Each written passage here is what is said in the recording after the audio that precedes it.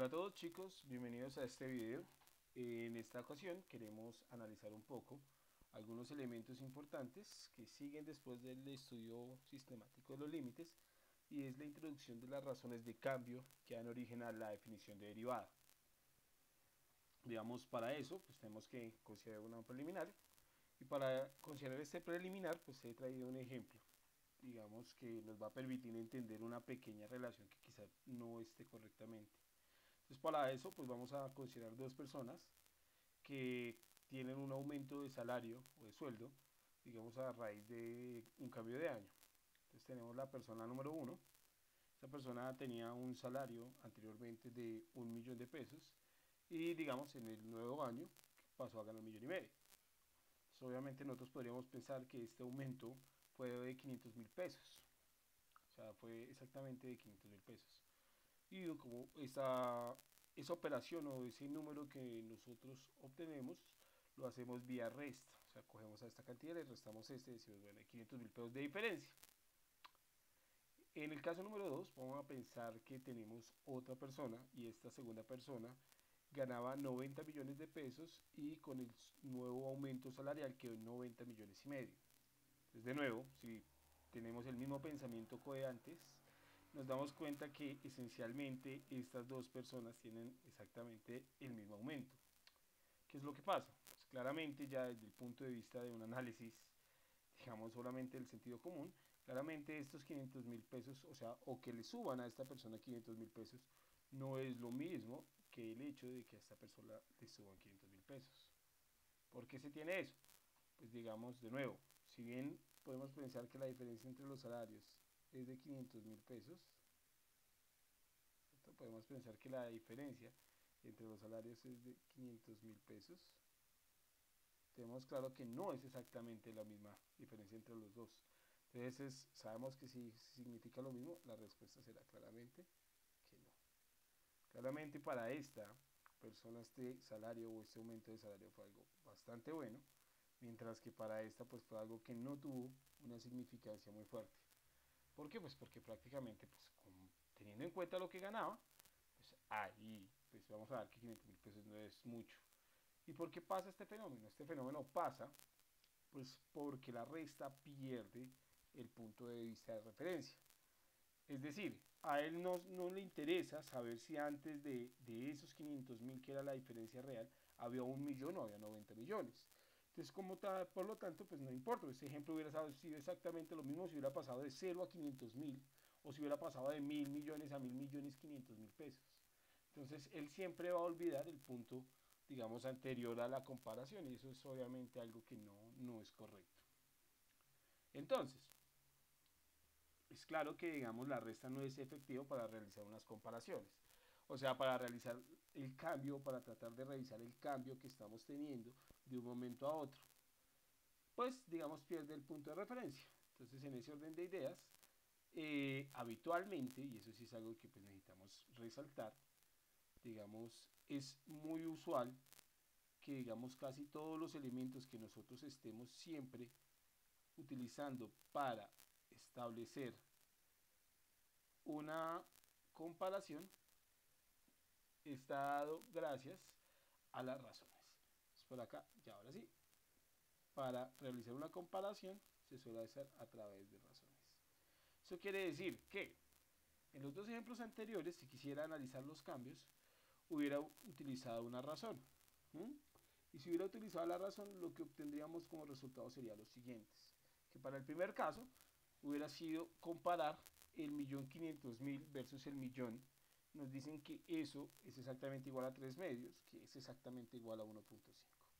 ¿Qué significa eso? Que por cada peso que antes ganaba la persona, ahora entrará a ganar 1.5 pesos. Eso quiere decir que claramente este aumento es bastante bueno, ¿no? Mientras que en el caso número 2 de los 90.500.000 que entrará a ganar de nuevo versus los 90 millones que estaba ganando, es exactamente igual que 905 sobre 900, y es exactamente o es aproximadamente 1.0055. Eso quiere decir que claramente ahora sí podemos ver que esto de acá son dos cosas absolutamente diferentes, y que claramente el aumento acá es mucho más significativo que acá. Eso quiere decir que pues, desde cualquier punto de vista esta persona tuvo un aumento mucho más grande que esta otra persona acá. Entonces, obviamente es importante entender que no podemos estar comparando, digamos, vía resta, sino vía, digamos, razones siempre. Eso es como la parte preliminar. El segundo preliminar es recordar que claramente cuando yo tengo un par de coordenadas o un par de puntos en la R2, digamos de la forma x1, y1 y x2, y2, digamos la pendiente de la recta que pasa por ese par de puntos, pues ya la hemos estudiado, y2 menos y1 sobre x2 menos x1. Entonces, ahora sí, estos preliminares nos van a permitir estudiar de manera muy juiciosa la razón de cambio promedio. ¿Qué hace la razón de cambio promedio? Entonces dice que arrancará, digamos, dada una función f de x y un par de puntos, digamos x1, x2, con x1 más pequeño de x2, digamos tal que, o tales que, el intervalo en x1, x2 esté contenido en el dominio de f. Y gracias a eso se define la razón de cambio promedio de la función f en ese intervalo, precisamente como ¿quién? Como una comparación. ¿Qué está comparando? Está comparando dos elementos. El primero es, digamos, la diferencia en las imágenes en Y versus lo está comparando con el cambio que tuvo la X o la diferencia que tuvo la X.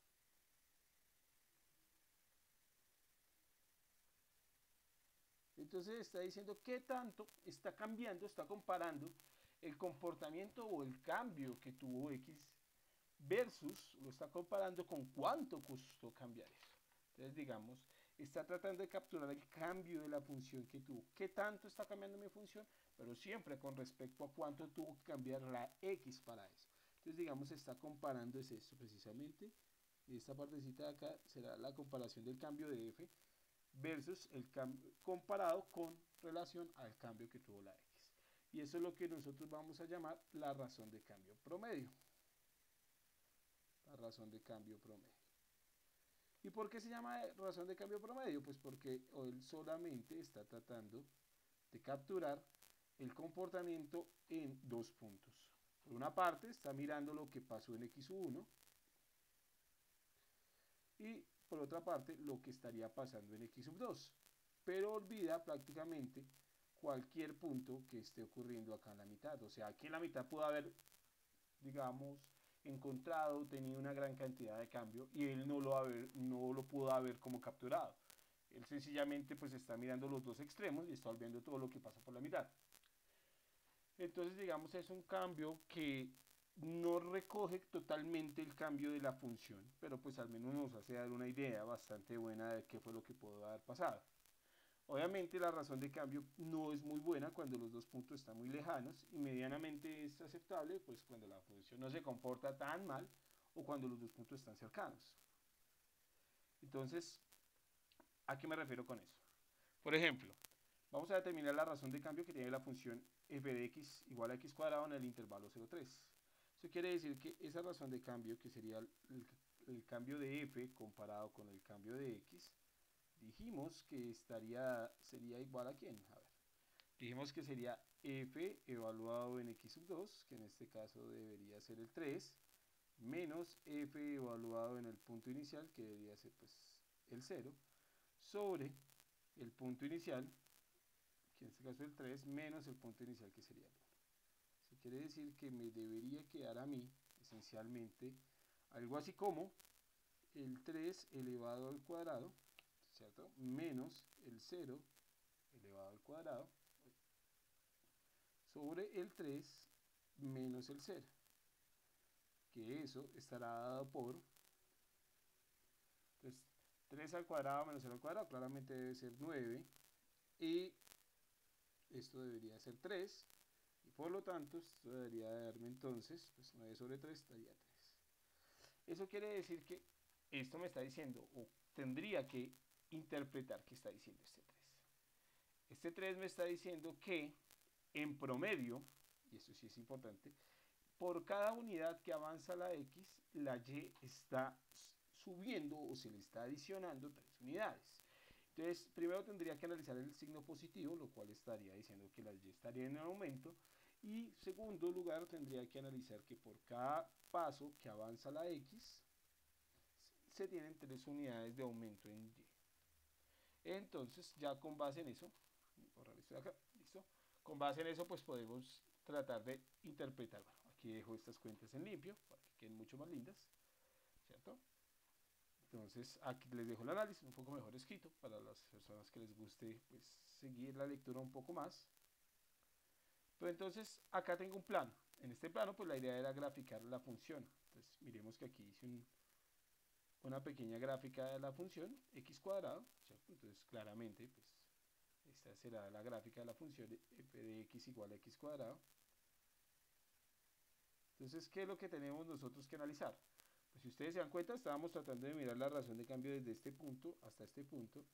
Y obviamente eso va a generar muchos cambios porque pues me están dando varias coordenadas. Esta de acá será obviamente 3,9 y esta de acá que era el 0,0. Entonces obviamente es lo que estaríamos analizando. Per se, ¿qué dice ese cambio de 3 unidades? 3 unidades. Ese cambio de 3 unidades, estábamos diciendo que, o esa razón de cambio, que era de 3 unidades, está diciendo que por cada unidad que avanza la X, la Y debería aumentar 3. Entonces, analicemos. Cuando avanza el primer punto, la X solamente avanzará este trayecto. O sea, realmente, cuando la X aumenta una unidad, la Y aumenta una unidad. Cuando en promedio debió aumentar 3. Eso quiere decir que aquí ya le saca una ventaja pues grande, ¿no? O sea, porque miren que está en 3 y debió estar en 1. Pero bueno, no importa, eso está bien. No refleja la función muy bien, pero digamos en el punto de vista global dice, ok, de aquí a acá volvió a aumentar otra unidad, entonces por lo tanto la Y que estaba aquí se vuelve a aumentar 3 unidades. Entonces miren que al principio había una desigualdad muy grande porque digamos, esta había aumentado una y aquí digamos había aumentado, faltaban 2, teníamos como 2 de desnivel. Aquí la función se pone las pilas un poquitico más y avanza ¿cuántas unidades? Ah, bueno, aquí en este caso ya avanzó 3 unidades, ¿estamos de acuerdo? Pero todavía hay un desnivel con lo que supuestamente decía que quería la función. O sea, supuestamente si hubiera sido lineal y si hubiera sido perfecto, ya debió haber avanzado 6 unidades, porque pues aquí avanzó 3 y solo ha avanzado 4 realmente. Pero en promedio, pues como esto es un análisis en promedio, ahora sí, en el tercer paso, entonces aquí subió 3, aquí habrá subido 3 y aquí subió 3, en efecto llegó al 9.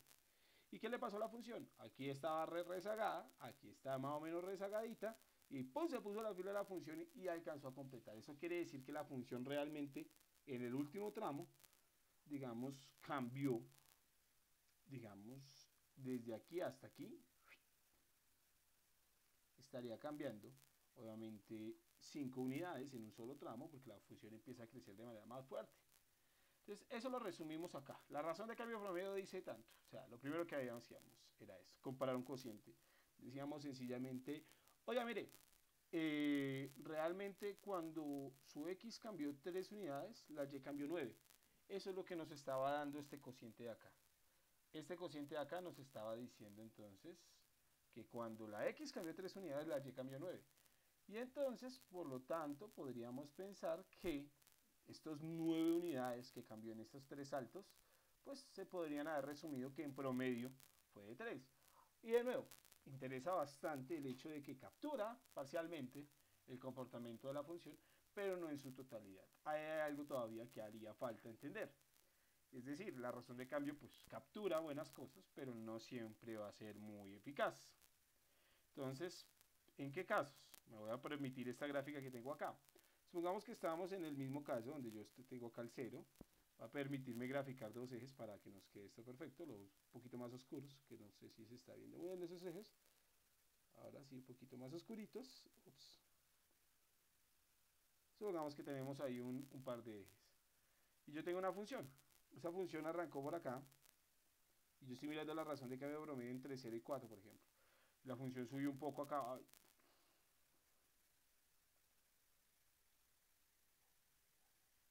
Hizo esto. Entonces, si yo hiciera la razón de cambio promedio, digamos, al tratar de mirar cuánto era el cambio que tuvo la función en ese intervalo, entre 0 y 4, eso me va a decir que sería un 1.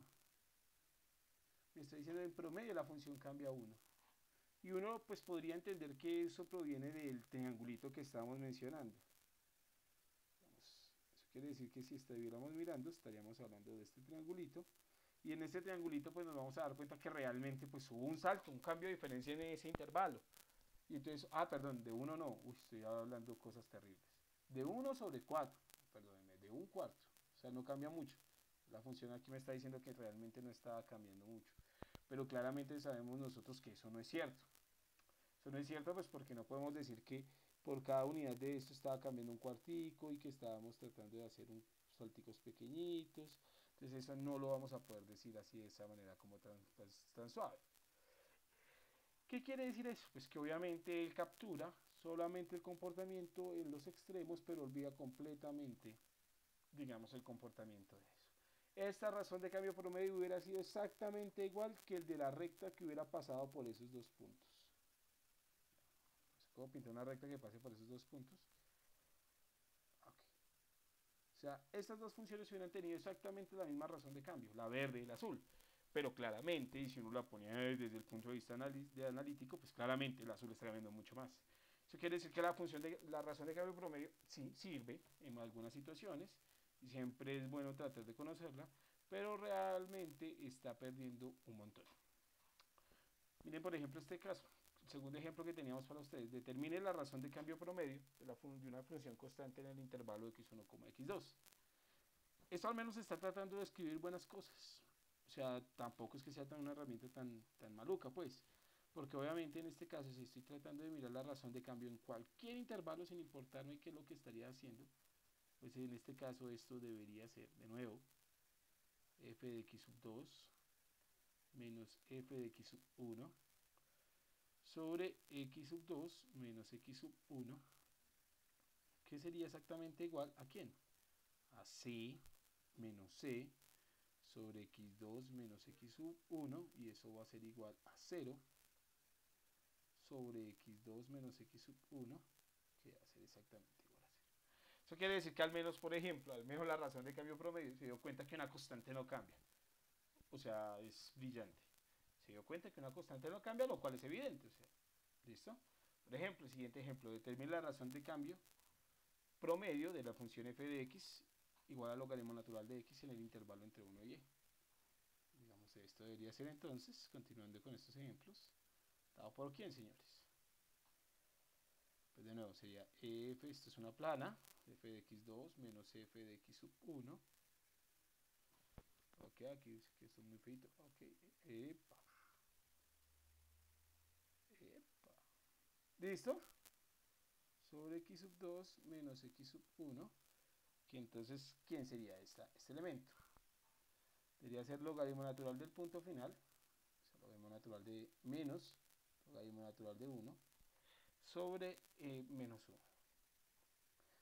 Eso de acá, entonces si estén de acuerdo todos conmigo, logaritmo natural de daría 1 menos el logaritmo natural de 1 que usualmente da 0 sobre menos 1, que no sé cuánto dará, como 1.70 y algo, pero eso lo dejamos indicado, y entonces se llamará 1 sobre menos 1. Entonces obviamente tiene un decaimiento más pequeño que 1, o sea, una razón, cambia menos que una unidad en ese tiempo. Siguiendo, no sé, esto ya se las dejo que ustedes me ayuden con las cuentas, pero habitualmente en esta clase de planas uno podría estar diciendo que esto debería ser, ya no voy a escribir la definición, debería ser 1 sobre 10 menos 1 sobre 1 sobre 10 menos 1, eso quedaría algo así como un décimo menos 1 sobre 9, que eso estaría dándome ahí algo así como 1 menos 10, eso quedaría menos 9 décimos sobre 9, que obviamente tiene ahí un 1 escondido, y aquí nota rápida, hacemos una orejita, eso me debe quedar entonces exactamente igual a 9, bueno, menos 9 sobre 9 por 10, que obviamente eso se va a simplificar y me quedaría menos un décimo. Entonces obviamente tiene un cambio negativo, o sea, tiene un cambio negativo, lo cual es evidente porque esta función es decreciente en este intervalo. Y finalmente vamos a terminar la razón de cambio promedio de la función entre menos 1 y 1, voy a permitirlo usarlo en rojo, y vamos a decir que sería algo así como esto, y sería lo siguiente. Sería entonces punto final, que sería 1 sobre 1, menos punto inicial, que sería 1 sobre menos 1, sobre punto final menos el punto inicial. Entonces me debe quedar algo así como 1 sobre 1, sería 1, menos por menos más, 1, sobre 1 más 1, que es que el promedio está cambiando 1. Y aquí es donde claramente hacemos una pausa súper dramática y decimos que esto de acá sí estaría terriblemente mal. ¿Estamos de acuerdo? Hay que tener cuidado. Cuidado. ¿Y por qué? Porque de una u otra manera, pues como es una plana, habitualmente uno se confía mucho y cuando uno se confía, pues es que habitualmente suelen pasar ciertas cosas. ¿Qué es lo que pasa en este caso y por lo cual estamos diciendo que esto no quedó bien? Es por esta razón. Esto quedó muy chueco, entonces esperen un solo acá, ahora sí. Eso. Cuando yo utilizo eso, viene mi función y me digo, wow, un momento con esto. Lo primero que yo tuve que haber dicho es, ojo con eso, el dominio de la función f, claramente, es el conjunto de todos los reales, quitándole solamente el 0. Pero si ustedes se dan cuenta, este intervalo, que sería el intervalo entre menos 1 y 1, pues contiene el 0, y por lo tanto esto no está contenido en el dominio de la función. Eso quiere decir que, de entradita, y teniendo en cuenta eso, yo automáticamente digo, ops, obviamente no puedo considerar el cambio entre menos 1 y 1, pues porque no puedo hablar del 0, porque las condiciones que estábamos teniendo al principio que pusimos para esto, habíamos sido que precisamente el intervalo esté contenido en el dominio de la función.